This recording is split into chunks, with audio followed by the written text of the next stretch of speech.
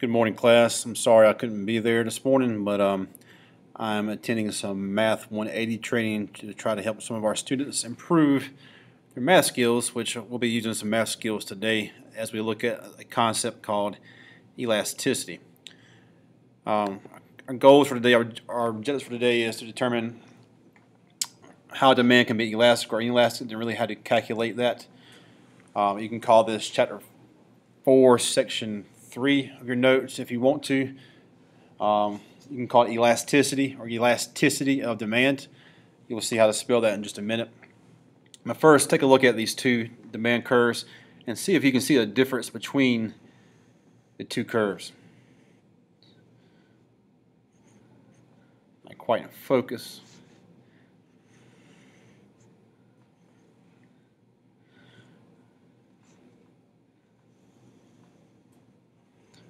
But as I'm drawing these curves, guys, look at the slope of these two different curves.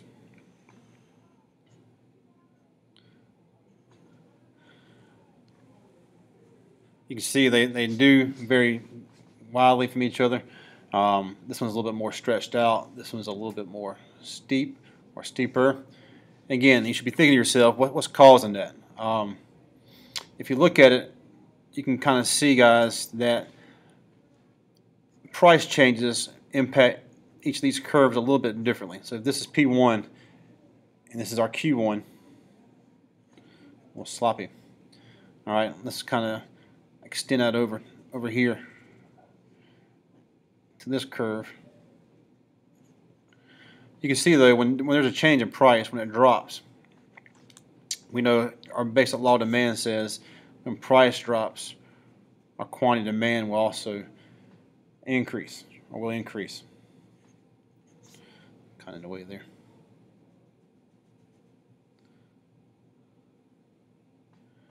But if you notice that the increases, the width of them are very different. And again, that's what elasticity kind of measures, is how much of an increase or decrease there is in our demand when price goes up and down. Demand can either be elastic or it can be inelastic, and we'll discover what those terms mean today, as well as how to calculate each of those things. So give me a second while I flip over to our PowerPoint.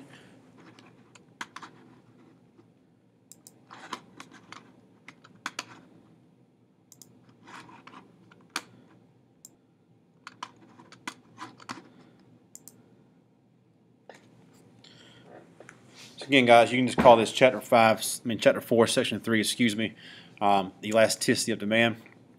And here's your basic definition for elasticity. Again, price elasticity of demand is a measure of how much the quantity demanded of a good responds to a change in the price of that good. So basically, when price goes up and down, how much does your quantity demand change? Does it change a little? Does it change a lot? So you can pause this video if you need to go ahead and copy these. I do want you to get these. Your book doesn't quite cover these the same way as I do, so make sure that you do get these definitions for me if you don't mind.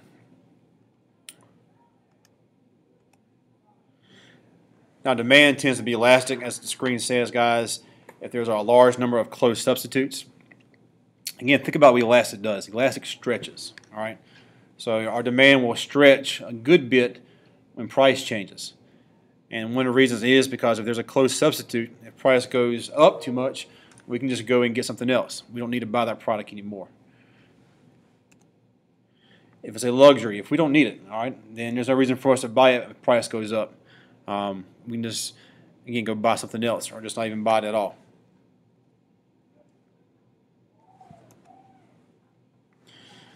But on the other hand, if the good is a necessity and there are no closed substitutes, then we say that the demand is inelastic. That means it's not going to stretch very much. So if you think back to your curves, it was like the curve on the right where the curve has a drastic slope. In that case, our demand doesn't change quite at all. So look at this. Look at these questions right here. All right. Here you have a scenario where the price of milk increases from 80 cents to $2.40. Do you think milk would considered to have elastic demand, or would it have inelastic demand? And if you said that for most of us milk has inelastic demand, then you're correct. You see, she says, yes, even though it's $2.40, she still needs it, so she's still going to buy a good bit of milk, even at that higher price. It kind of goes against our law of demand, but again, she might not buy as much, but again, she's going to buy some. And that's what we're kind of looking at today, guys, is we're going to figure out how you calculate this. So again, in this cartoon, the milk has inelastic demand because it's a necessity, more or less. There's really no good substitutes. Yes, you can buy soy milk or almond milk, but most of us normal people don't drink almond milk and soy milk. We like the good old cow's milk. And there is a way to kind of calculate this. It is called the midpoint formula. This is what we'll use. If you look at this, guys, you may have seen this in math, but make sure that you do pay attention. Really, for this slide, guys, the only thing that you really need to write is just the formula itself. Q2 minus Q1, that's in parentheses, divided by, you get a bracket, another parentheses, Q2 plus Q1 divided by 2 in brackets. All that is over P2 minus P1, which is in parentheses, divided by brackets, parentheses, P2 plus P1 in parentheses, divided by 2 in your brackets. So I know you're good math students, and you know your order of operations when you're supposed to do everything. So make sure that you do everything that's in the parentheses first. I'd advise you not to try to input this whole formula into your calculator. When you do that, it gets kind of rough. So let's go ahead and try to do an example of this. Here we have an example. If the price of ice cream cone increases from $2 to $2.20 and the amount you buy falls from 10 to 8 cones, then your elasticity of demand using the midpoint formula will be calculated as what? So the first thing I do, guys, is I write down my variables. I'm going to show you on my other screen, and if you give me just 1 second.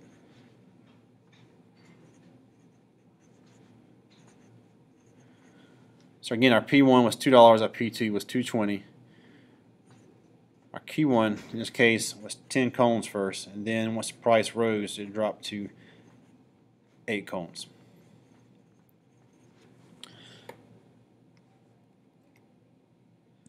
So let's go back over to my paper so we can kind of see what we're dealing with here. Kind of blurry. Focus on it. Focus.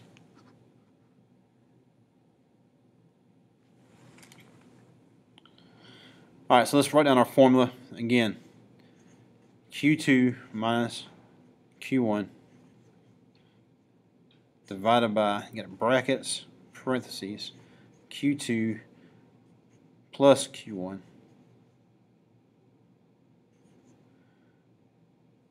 all that's divided by 2 in brackets over P2 minus P1 brackets, parentheses, P2 plus P1 in parentheses, brackets, then 2. That's the same formula we just saw. If you look at it again, there it is. You need to write it down, but that's what we'll use a good bit. Alright, so again, let's just plug our numbers in, guys. Again, we're dealing with ice cream cones. The first price of ice cream cones, the P1 was $2. That's how much they cost at first. When they were $2, the quantity demanded was 10. When price rose to $2.20, that's our P2. Now, only 8 cones were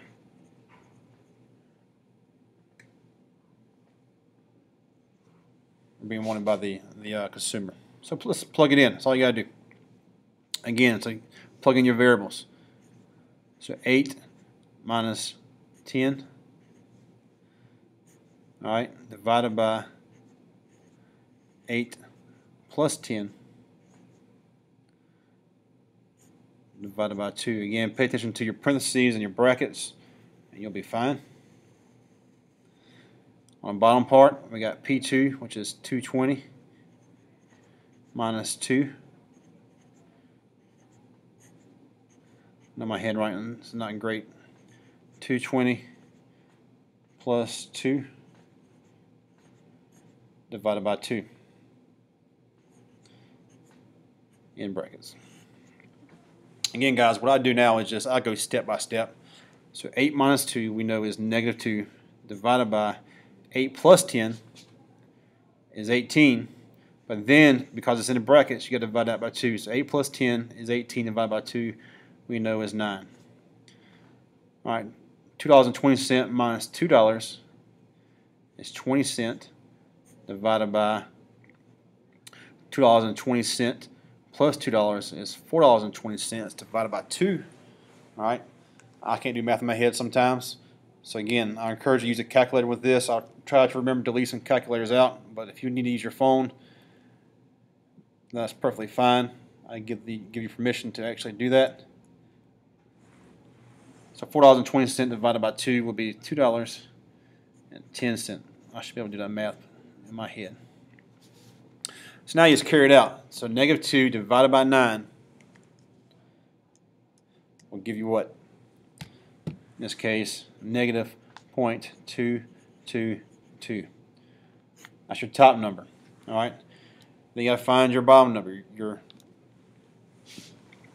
bottom half of a fraction. So 0.20 divided by 2.10 gives you 0.095. Then you're not done yet. You got to divide those out.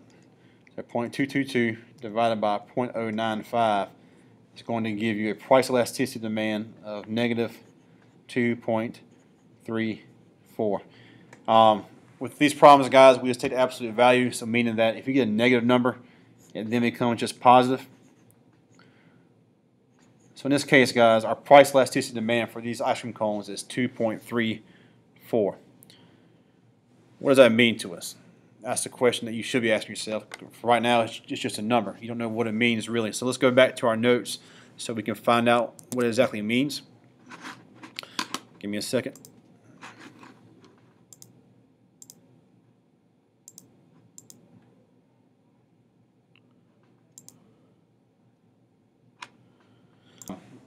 It means that demand for this product can be either elastic or it can be inelastic. So let's look at which one it is. So if a product has inelastic demand, again, we know that quantity demand does not respond strongly to price changes. In this case, if your price elasticity demand is less than 1, then we say that good has inelastic demand. If a good has elastic demand, then we know that a quantity demanded does respond strongly to a change in price. It stretches a good bit. In this case, again, we can find that out by using that midpoint formula. If that final number, if that price elasticity demand is greater than 1, then we say this product has elastic demand. So thinking back to our problem we just did, all right, our price elasticity demand was 2.34. Is that greater than 1 or is that less than 1? Well, 2.34 is greater than 1, so now we know this product has elastic demand. That means that when price goes up and down, our quantity demand is going to change a good bit. It's going to stretch like elastic does. So I do understand that. And we'll do some examples of these. You may do one for homework today, so you can bring it in class tomorrow, and we'll do another example in class tomorrow as well.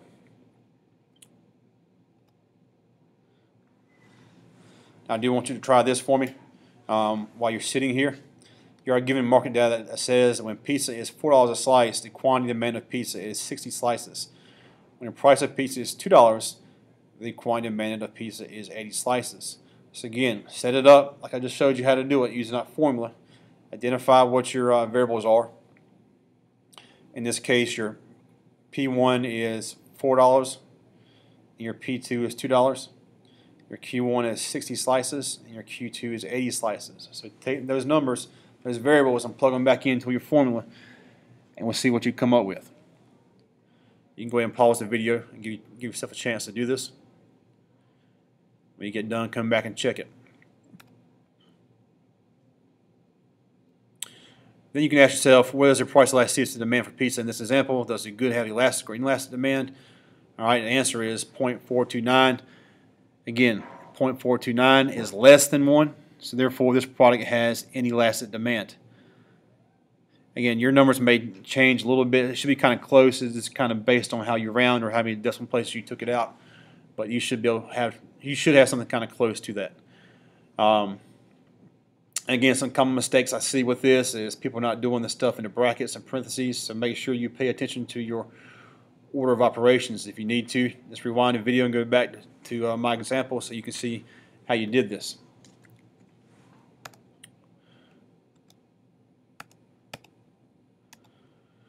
Alright, our next thing today, guys, our last thing is how can we use this information to really benefit us, or how do sellers use this information?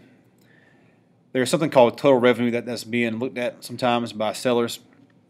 You see on the screen, guys, total revenue is the amount paid by buyers and received by sellers of a good. Again, so that's just the amount that these producers get when they sell their product. Now, their profits, we talked about the difference between revenue and profits before. Again, revenue is just the money they collect. Profits is what they have left over after they pay their bills. So do realize that. Now, there's also a way that we can calculate total revenue. There's a very simple formula. All it is total revenue equals price times quantity. This is very simple. So again, there's nothing tricky with this. This is a very simple formula.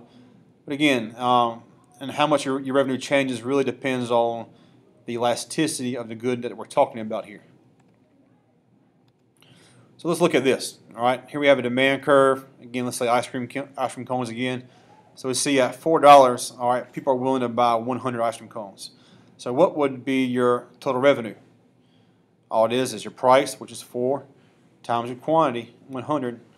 So 4 times 100 equals $400. So that's how much the seller receives for selling this ice cream. It would be $400.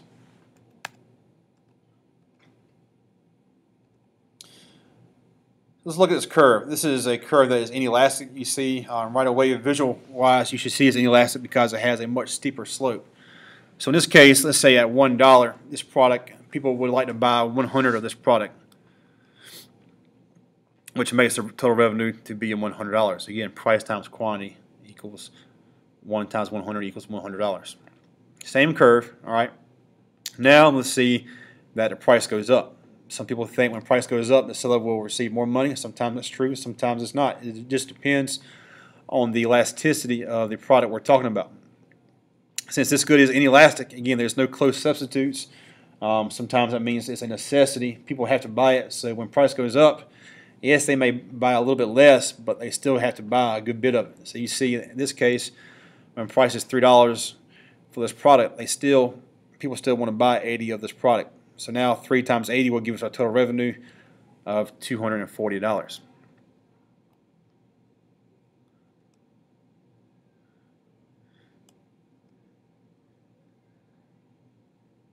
Again, so in this case, you should be thinking to yourself, so should the seller sell this product for $1 or should they sell it for $3?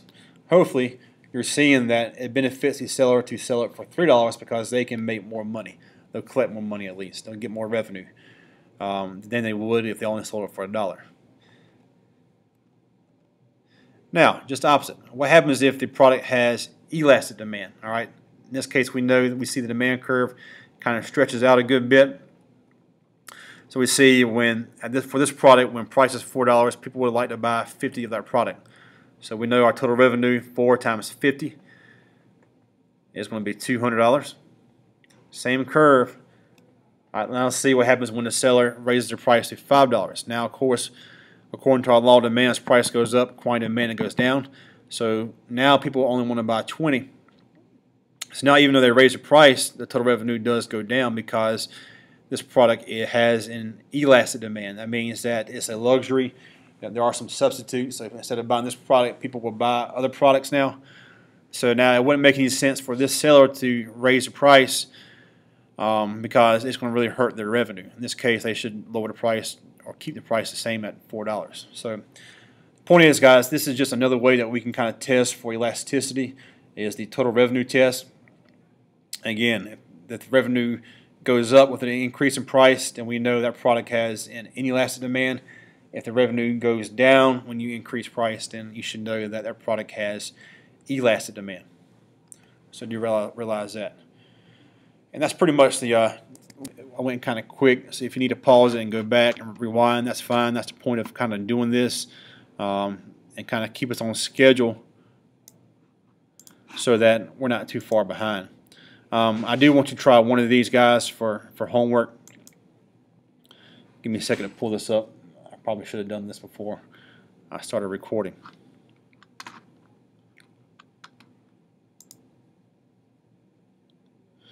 Hopefully y'all have had a good day and you're being good. I think Miss Ingram is your substitute, so please be nice for her.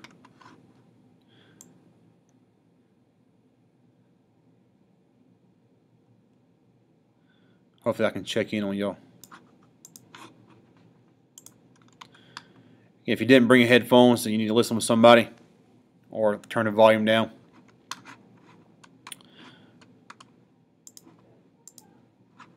Alright, so this is the problem, guys, that I want you to do for homework. I expect you to have it done so you can turn in to me tomorrow. So again, it says when a local used bookstore prices economics books at $15 each, they generally sell $70 per month.